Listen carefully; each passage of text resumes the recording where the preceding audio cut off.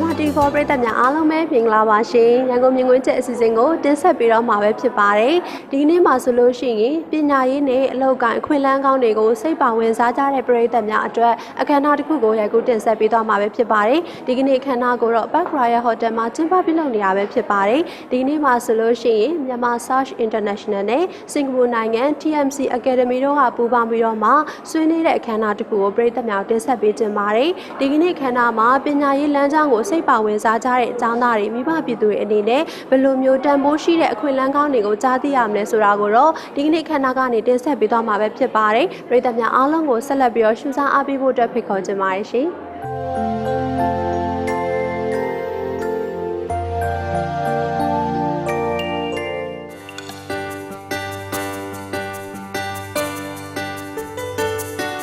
MRTV4 ပရိသတ်များအားလုံးပဲမင်္ဂလာပါရှင်ရန်ကုန်မြင်ကွင်းချက်အစီအစဉ်ကိုတင်ဆက်ပေးတော့မှာပဲဖြစ်ပါတယ်ဒီကနေ့မှာတော့ပညာရေးနဲ့အလုပ်ကိုင်ခွင့်လန်းကောင်းများကိုစိတ်ပါဝင်စားကြတဲ့ပရိသတ်များအတွက်ပညာရေးဆွေးနွေးပွဲအခမ်းအနားတစ်ခုကိုတင်ဆက်ပေးသွားမှာပဲဖြစ်ပါတယ်ဒီကနေ့မှာတော့မြန်မာ Search International MSI နဲ့စင်ကာပူနိုင်ငံ TMC Academy တို့မှပူးပေါင်းပြီးစင်ကာပူအစိုးရအကြောင်းဝင်ခွင့်နဲ့စင်ကာပူဆွစ်ဇာလန်နိုင်ငံများရဲ့လောက်ခလစာခန်းစားခွင့် Industrial Attachment နဲ့လေ့လာသင်ယူနိုင်မယ့်အခွင့်အလမ်းကောင်းများနဲ့ပတ်သက်တဲ့အခမ်းအနားကိုတင်ဆက်ပေးသွားမှာပဲဖြစ်ပါတယ်။ဒီကနေ့အခမ်းအနားကိုတော့ Park Royal Hotel မှာကျင်းပပြုလုပ်နေတာဖြစ်ပြီးပရိသတ်များပြည့်ပြည့်စုံစုံသိရှိရစေဖို့အတွက်အခုလိုပဲတင်ဆက်ပေးလိုက်ရပါတယ်ရှင်။ MSI Education ဆွေးနွေးပွဲကိုပညာသင်ဆုကိုစိတ်ပါဝင်စားကြတဲ့တက္ကသိုလ်ဝင်နဲ့အောင်မြင်ထားသူများ International School မှ Secondary 2 and 3ကျောင်းသားကျောင်းသူများ IGCSE အောင်မြင်ထားသူများ GCE O Level A Level HND ကျောင်းသားကျောင်းသူများ ABE UK နဲ့ LCCI Level 3ပြီးထားသူများနိုင်ငံတကာအသိအမှတ်ပြု Diploma Advanced Diploma တက်ရောက်နေကြသူများအစိုးရတက္ကသိုလ်နဲ့ပုဂ္ဂလိကသင်တန်းကျောင်းများမှာတက်ရောက်နေကြသူများနဲ့စိတ်ပါဝင်စားကြတဲ့မိဘများတက်ရောက်ခဲ့ကြတာပဲဖြစ်ပါတယ်။အခမ်းအနားစတင်ကြောင်းကြေညာပြီးချိန်မှာတော့ MSI ရဲ့ President အဘဦးတင်အောင်စိုးကအခမ်းအနားဖွင့်လှစ်ကြောင်းအမှာစကားပြောကြားပေးခဲ့ပါတယ်။ဆက်လက်ပြီး MSI မှ Managing Director ဒေါ်စုစုလန်က TMC Academy နဲ့ပတ်သက်ပြီးအသေးစိတ်ရှင်းလင်းပြောကြားပြီးတဲ့နောက်မှာတော့ MRTV4 ရဲ့မေးမြန်းမှုတို့ကိုလည်းအခုလိုပဲဖြေကြားပေးခဲ့ပါတယ်ရှင်။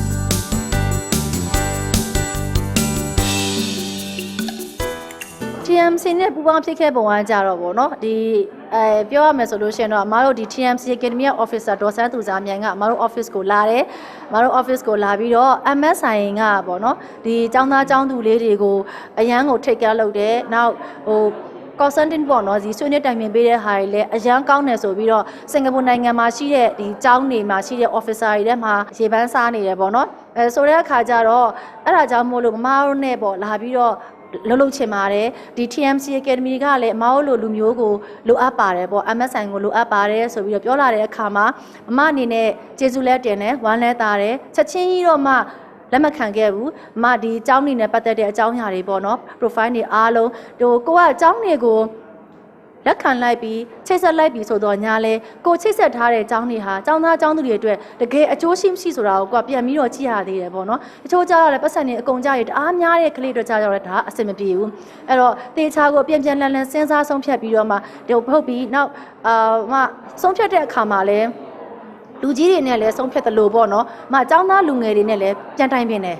လူငယ်တွေကကိုမသိတဲ့အချို့အရာအကြောင်းအရာတွေကိုသူတို့ကတော်များသိထားတယ်အဲ့တော့သူတို့ကိုလည်းကိုကနေရာတနေရာပေးရတယ်ပေးပြီးတော့ဟုတ်ပြီသားတို့ရေသမီးတို့ရေ TMC Academy ကိုတော့မလိုလေးသဘောကျတယ်သဘောကျတယ်ဆိုတဲ့အခါကျသားတို့ဘယ်လိုသဘောရလဲဆိုကလေးတွေကမော်ဂျူးတွေအကုန်စစ်ကိုရီးယားလည်းမော်ဂျူးတွေကြည့် IT ဆိုလို့ရှိရင်လည်း IT နယ်ပယ်ထဲမှာအခုကျောင်းတက်နေတဲ့ကလေးတွေနဲ့ပေါ့နော်ကိုရီးစကားပြောဟာဒါတွေကတော့အဆင်ပြေတယ်ကောင်းတယ်ပေါ့အဲ့လိုမျိုးတွေကိုမတို့ရှုထောင့်ဘောင်းဆောင်ကိုစဉ်းစားပြီးတော့မှမတို့ TMC Academy နဲ့ PSP Academy တို့က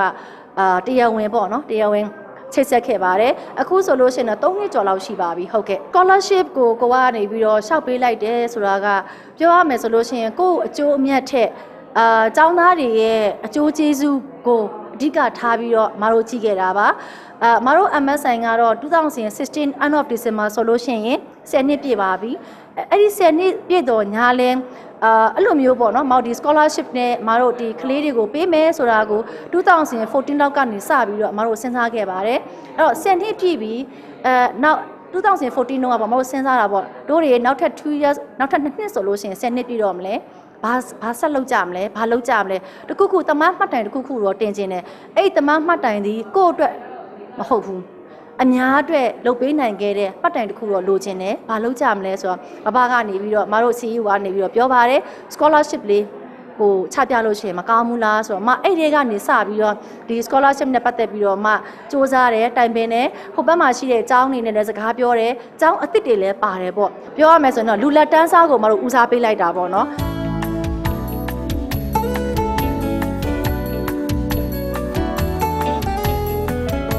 အဓိကလိုအပ်ချက်ကကြတော့10တန်းအောင်ပြီးသားကျောင်းသားဖြစ်ရမယ်နောက်တစ်ခုက IGCSE အောင်မြင်ပြီးသားကျောင်းသားဖြစ်ရမယ်အကယ်၍10တန်းတို့ IGCSE တို့ပြီးမထားဘူးဆိုလို့ရှိရင်လည်းဒီအမအစောပြောခဲ့သလိုပဲပညာသင်နှစ်10နှစ်သို့မဟုတ်9နှစ်ရှိထားပြီးသားကလေးတွေဆိုလို့ရှိရင်လည်းနိုင်ငံခြားမှာသွားပြီးတော့ပညာသင်လို့ရတယ်ဒါပေမဲ့ပညာသင်စုနဲ့ပညာသင်ထောက်ပံ့ကြေးတွေကိုလိုချင်ပြီးဆိုလို့ရှိရင်တော့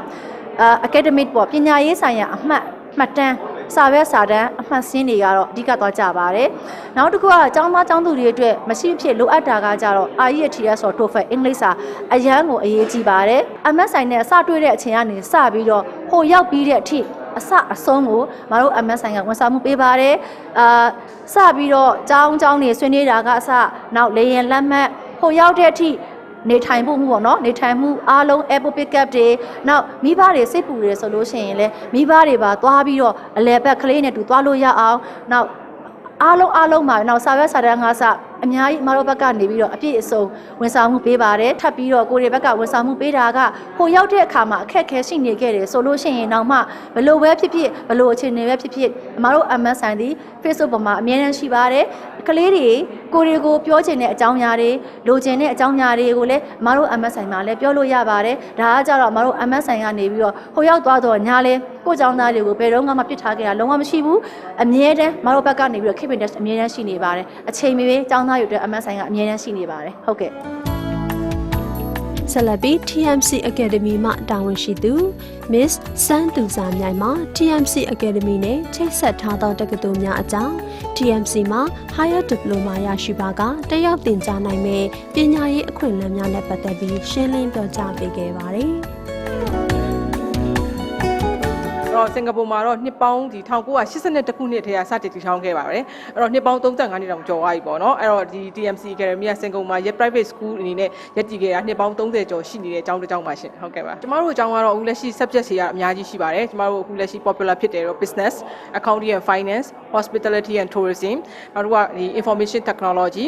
and also another subjects ကဒီ language schools တွေရှိရယ်နောက်ပြီးတော့ Singapore ဒီ government ကျောင်းတွေကိုဝင်ပြီးတော့ရှောက်ချင်တဲ့ကျောင်းသားတွေအတွက်ဒီ Singapore government GCO level ဒီ corporate course တွေနောက်ပြီးတော့ AEIS course တွေအဲ့ဒီ subject တွေကိုလည်းကျမတို့ကလက်ရှိသင်ကြားပေးနေတယ်နောက်တစ်ခုကကျမတို့ဒီမှာလက်ရှိတက်နေတဲ့ကလေးတွေပေါ့နော်အများဆုံးတက်နေ IRPC ကကလေးတွေများတယ်နောက်ပြီးတော့ PISM တို့နော် MIS တို့အဲ့ရကလေးတွေများပါတယ်သူတို့ဒီ Singapore Cambridge GCO level ကိုဒီ Singapore မှာလာတက်တယ်တက်ပြီးမှကျမတို့ရှိ Singapore government ကျောင်းတွေ poly ကျောင်းတွေပဲသွားမလားတခြားဒီနိုင်ငံမှာရှိတဲ့ college တွေကိုပဲသွားမလားပေါ့အဲ့လမ်းကျောင်းလေးတွေသူတို့ရွေးကြပါတယ်နောက်တစ်ခုကကြတော့ကျမတို့ရှိမှာဆယ်အောင်ပြီးရဲ့ကလေးတွေပေါ့နော်ဆယ်အောင်ပြီးရဲ့ကလေးဆိုလို့ရှိရင် IS 5.5 အနည်းဆုံးရှိထားပါတယ်အဲရှိထားပြီးမှကျမတို့ရှိမှာဒီ hospitality ဘာသာရပ်တွေ business ဘာသာရပ်တွေ IT ဘာသာရပ်တွေကိုကျမတို့က degree ရသည်ဒီ honors degree ထိကျမတို့ရှိမှာလေ့လာသင်ယူနိုင်ပါတယ်ကိုယ့်ရဲ့ရည်ရွယ်ချက်ရည်မှန်းချက်ပေါ့နော်ဘာဖြစ်ချင်တာလဲငါဘာကိုစိတ်ဝင်စားတာလဲဘာလုပ်နေရရင်ပြောနေလဲအဲ့ဒီပုံမှာမူတည်ပြီးတော့မှဘာသာရပ်ရွေးပါဟုတ်ပြီနော်ကျမတို့ TMC ကတော့စင်ကာပူကျောင်းရွေးတဲ့အပိုင်းကကြတော့ဒီစင်ကာပူမှာရှိတဲ့ဒီနှစ်ပေါင်းများစွာရပ်တည်နေတဲ့အကြောင်းတစ်ကြောင်းဖြစ်တယ်နောက်ပြီးတော့ EduTrust 4 year ရထားတဲ့အကြောင်းတစ်ကြောင်းဖြစ်တယ်နောက်တစ်ခုက internship တွေနဲ့ဒီ program တွေကိုအမတို့ offer လုပ်ပေးနေပါတယ်ဥပမာ hospitality and tourism ဆိုလို့ရှိရင်ဒါလုံးဝကလေးတွေအတွက်ကိုတကယ် practice လုပ်လို့ရတဲ့ဒီ internship program တွေနဲ့အမတို့ offer လုပ်ပေးပါတယ်အဲ့တော့စင်ကာပူမှာလည်းကျမတို့ဒီ TMC မှာပဲတက်လို့ရဆိုကျမတို့ရဲ့ဒီ pathway partner တွေဖြစ်တဲ့ဒီ Monash University Australia မှာတက်လို့ရတယ် Griffith University Australia မှာတက်လို့ရတယ် BHMS Switzerland မှာတက်လို့ရတယ်အဲ့တော့ကျမတို့ရှိမှာဒီတခြား other country ကိုတွားချင်တဲ့ကျောင်းသားတွေကကျမတို့စင်ကာပူက TMC မှာလာတက်တယ်အရင်ဆုံး first year second year လို့ခေါ်တဲ့ higher diploma ကိုတက်တယ်တက်ပြီးမှသူတို့ final year တွေကို other country တွေကိုပြန်ကူးကြပါတယ်ရှင်ဟုတ် ဒါအပြင်ဒီကနေ့ခန္ဓာကိုယ်စိတ်ပါဝင်စားစွာနဲ့တက်ရောက်လာကြသောចောင်းသားចောင်းသူများထဲမှတဦးကလည်းဆွေးနွေးပွဲတက်ရောက်လာခြင်းအပေါ်အမြင်တို့ကိုလည်းပြောကြားပေးခဲ့ပါတယ်ရှင်လက်ရှိတော့ကျွန်တော်ဘွဲရပြီးသွားပြီ BA English နဲ့ပေါ့မှာဟုတ်ကဲ့ဒီလက်ရှိပေါ့နော်ဒီ MS ဆိုင်ရာဆိုရင်မြန်မာနိုင်ငံမှာဆိုရင်သူလက်ရှိအောင်မြင်မှုရနေတဲ့ဒီ consultant နဲ့ပတ်သက်ပြီးတော့လုပ်တဲ့တစ်ခုပေါ့နော်အဲ့တော့ဒီ event တွေပေါ်လာတယ်ကျွန်တော်ဒီနေ့တွေ့တယ်ဗာလဲဆိုတော့ကျွန်တော်တို့လိုမျိုးဘွဲရပြီးပြီလူငယ်တယောက်အနေနဲ့ထပ်ပြီးနိုင်ငံခြားကို run ချင်တယ်ဘယ်လိုလုပ်ရမလဲဒီလို event တွေမှာကျွန်တော်လာလေ့လာရင်းနဲ့ကျွန်တော်ပို့ပြီးတော့သိတယ်ပရိသတ်များရှင်ဒီကနေ့တင်ဆက်ပေးခဲ့တဲ့ MSI နဲ့ TMC Academy တို့ပူးပေါင်းပြီးစင်ကာပူနိုင်ငံဆွစ်ဇာလန်နိုင်ငံတို့ရဲ့လောက်ခလာစာခန်းစားခွင့် Industrial Attachment များအကြောင်းစင်ကာပူအစိုးရအကြောင်းများနဲ့ Australia တက္ကသိုလ်တို့၏အကြောင်းဝင်ခွင့်များနဲ့ပတ်သက်တဲ့ရှင်းလင်းပွဲအခမ်းအနားကိုရိုက်ကူးတင်ဆက်ပေးခဲ့တာပဲဖြစ်ပါတယ်ပရိသတ်များအနေနဲ့ပညာရေးနဲ့ပတ်သက်တဲ့ဗဟုသုတအကြောင်းအရာတချို့ကိုဒီကနေ့အခမ်းအနားကနေရရှိလိမ့်မယ်လို့ယုံကြည်မိပါတယ်ကြည့်ရှုအားပေးခဲ့ကြတဲ့ပရိသတ်များအားလုံးကိုလည်းကျေးဇူးအထူးပဲတင်ရှိပါတယ်ရှင်